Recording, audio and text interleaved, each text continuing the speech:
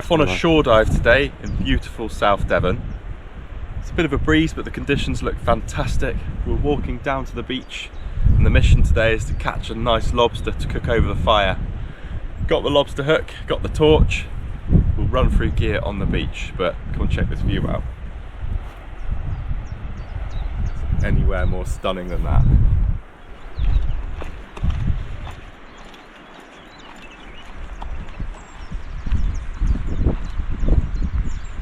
So if you're going for lobsters, the first thing to consider is obviously the conditions. You want it quite nice and calm, and low tide is really good because you're closer to those crevices and caves the lobsters occupy. You can catch lobsters at high tide, but bear in mind that you'll probably have to dive a bit deeper, and if the visibility is quite short, you might not be able to see likely spots from the surface. The other thing to think about is the terrain and location. Lobsters quite like shelter, so for example, if your prevailing swell is from the southwest, an easterly facing or northerly facing bay is usually the best. We're actually on a spot here that's kind of west facing, but there's some rocks that come out and really dampen the swell. Lobsters don't like really rough weather and they will often go offshore if it's really stormy, but the more sheltered the better. And as for equipment, a good hook really helps. You can use a spear. The problem is the floppers often deploy and get stuck in the rocks. A hook is perfect.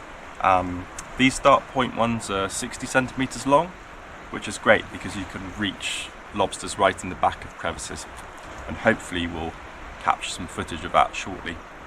Got to find a lobster first though. Torch wise, to see in the back of crevices, you want something that's about 1,000 lumens. To really light up those caves. My preference, as I've always said, is the Orca torch. They're incredibly robust. The burn time on the batteries is fantastic. They last for hours. So I'm sure there are other great torches, but Orca torch D550 is my choice of torch of choice. Also, I mean, when you're freediving in general and spearfishing, it's really important to have a snorkel that's flexible. Even more so for lobstering, because when you're up against caves and putting your head in cracks, if you have a rigid snorkel, it can get caught in the rocks and possibly pull your mask off, which is really dangerous. So a nice flexible snorkel, which will just, move under the rocks, is essential. And generally, you should be using one of those for freediving anyway for safety. And of course, a net bag to put your critters in. One really vital piece of equipment I forgot to mention on the beach is the foraging gauge. So wherever you are, you will have a local fisheries and conservation authority, and your local fisheries conservation authority will specify minimum sizes for fish and shellfish. So here you can see in this top part of the chart it's fish, down here is the shellfish. So the lobster, where I am in Devon, requires the carapace size to be 9 centimeters. So the carapace is this section of the lobster here, and is measured from the back of the eye socket to where it ends here at the tail. Now, these foraging gauges are calibrated to these minimum sizes. So I would always get into the habit of using one of these when you're starting foraging, because you obviously won't be sure. I tend to just use them now if I think something's a bit borderline. Most of the time I can be sure it's in. Just bear in mind when measuring a spider crab, you're measuring the carapace vertically from here at the start of the horns to the back of the shell, not across as you would a scallop, for example. We're also required to have a shellfish license here, but depending on your area, just research your local fisheries conservation authority for the information.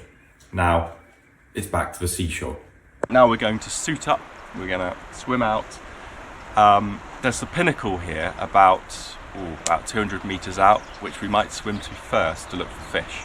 And then we're going to come back round and look for lobsters, right as it gets to dead low tide.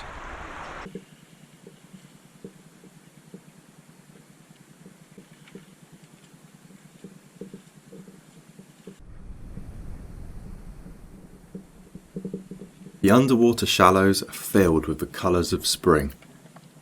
I decide to do a quick dive in the shallows just to check there's no bass patrolling about or mullet.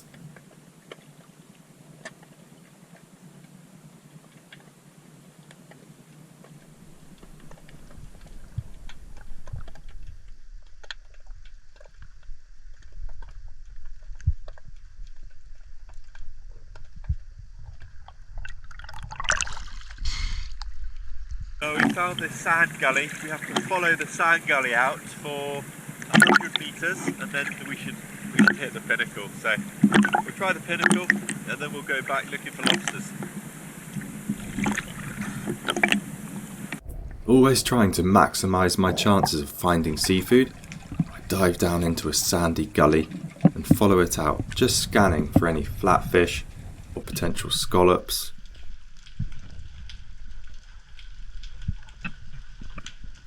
But it's very quiet today, just seeing lots and lots of dogfish chilling on the bottom. These dogfish are mostly nocturnal, spend most of the day just sleeping on the seabed. After a few drifts over the sand, I eventually reach the pinnacle, diving down in aspetto, which means waiting tight to the bottom to see if any fish come in. This mark tends to be all or nothing, and today it's quiet as a mouse. Time to head into the shallows for the original plan, lobsters. When lobster hunting, especially at spring low tide, you can be really shallow. I like to use the kelp and the rocks, pulling with my arms, steering myself into the crevices. It's much easier than kicking with your legs, which also burns a lot more oxygen.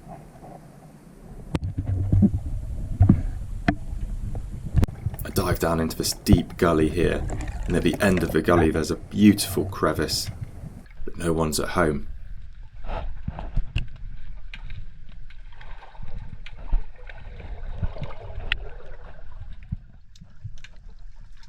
This spider crab will need to do a better job than that of trying to hide. After looking in lots of empty holes, I come around the base of a boulder, and right at the end, where there's a kind of seam in the rock, this lobster is just poking his claws out of a hole, his antennae are kind of just testing chemicals in the water, sensing our presence. I dive down, hook outstretched, and the key here is to go really slow and gentle. Get the hook in behind the lobster, and gently tapping. Often you don't even need to touch the lobster. If you do, be really gentle, just in case it's a buried female.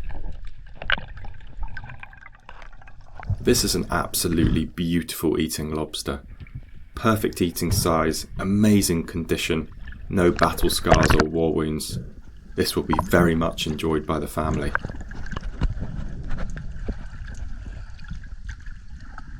A few dives later, I come across something quite unusual.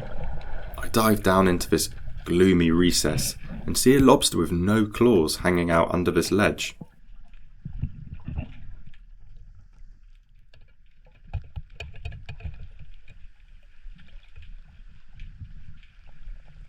For what this lobster lacks in claws though, she makes up for in speed, and I almost lose her, just managing to grip her tail and yank her out of this crevice.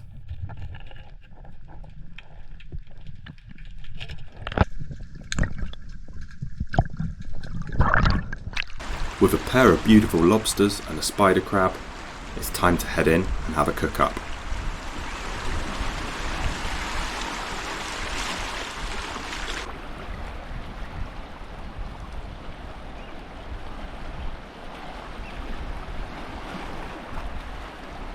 Well, after looking in loads of empty holes, we finished up with some really nice crustaceans.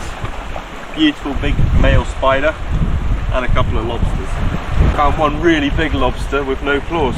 So you can see where the claws have broken off there, started to heal up.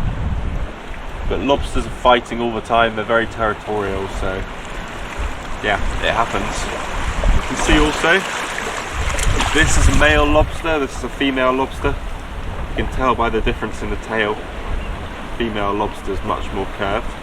Also, These final swimmerets, soft and feathery on the female, hard and spiky on the male. But yeah, all in all, a nice catch.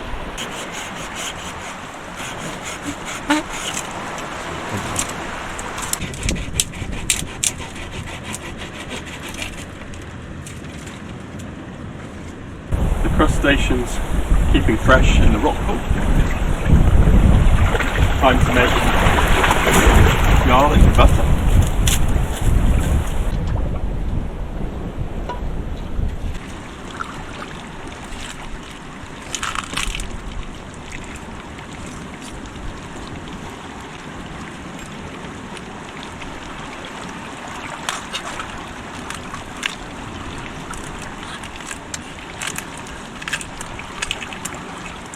Running down the inside of a lobster is the intestine, digestive tract. Remove that. I'm going to try and get the whole lobster in there like that. Let's see. This stuff here, although it looks a bit weird, tastes absolutely amazing. Okay.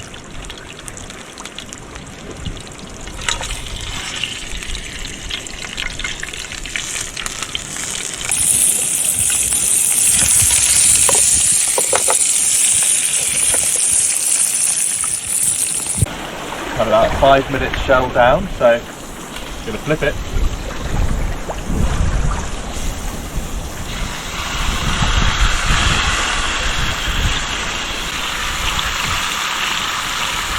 So with me today is Toby. Hi. And Toby now works at Start Point Spearfishing down the road in Plymouth. The company I've been working with for over 10 years now. Started being sponsored there in 2013. Always hooked me up with my spearfishing equipment, and now to be part of a team is amazing. And actually, thanks to Start Point Spearfishing, a lot of these videos happen. So do go and check them out. Toby and I are about to enjoy lobster we've just caught. We're going to enjoy it up there, and the view is stunning. Toby, excited for some lobster? I can't wait. It's going to taste so good. Have you ever had lobster that has been cooked on the beach that you have caught an hour before? I have not. It's going to taste amazing. Much better than restaurant cooks. How are these two doing down here? They're doing alright.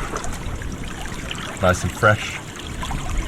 And this is why we do what we do. I mean, if you look around me here at this scenery, although it's a bit of a breeze, it's just absolutely stunning.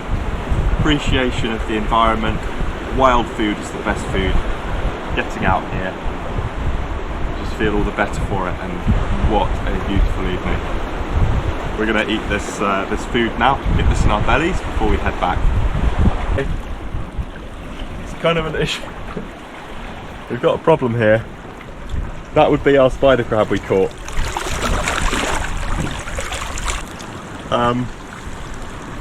Let's hope the lobster's still there.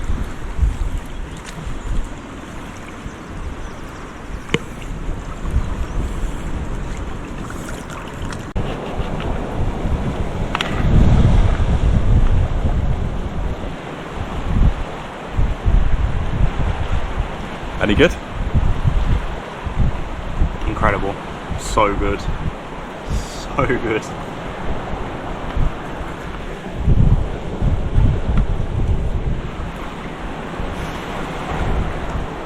That's actually incredible. Go on. This potato. That's so good. Hope you enjoyed this crustacean catch and cook video.